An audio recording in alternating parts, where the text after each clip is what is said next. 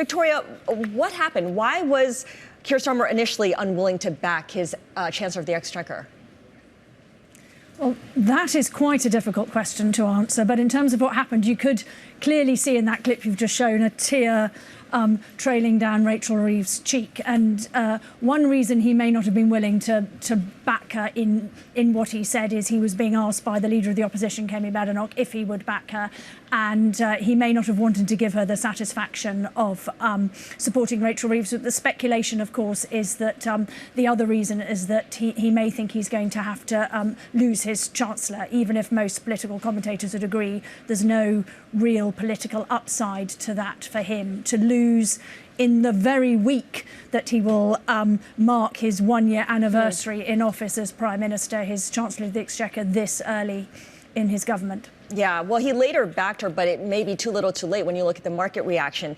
I'm curious, Victoria, whether this marks the end of a period of fairly relative calm for UK markets. Gilts had outperformed other European government bonds. We saw the pound rally. What does this say about how Keir Starmer moves forward next, especially when it comes to his administration pushing their next budget? I think it is potentially a pivotal moment whether his Chancellor stays or whether she goes. And just to underline, we are very much in a sort of waiting period at the moment here in the UK. Everybody is watching number 10, number 11 to see if she stays or if she goes.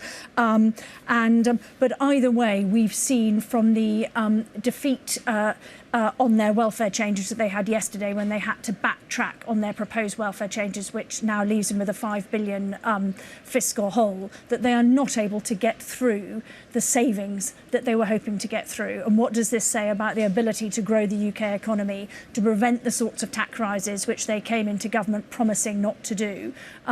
Either Rachel Reeves or a new Chancellor of the Exchequer has to get through a budget in the autumn.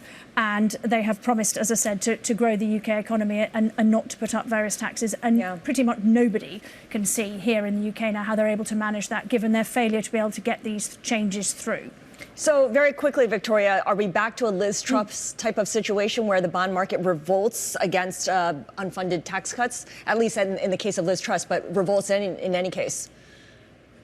I think a lot of that does actually depend on whether Rachel Reeves stays as Chancellor or not, because she does still have some credibility with the bond market. And the perception here is that possible replacements wouldn't have that credibility. We couldn't be relied upon not to borrow more and to send us off into more of a Truss moment.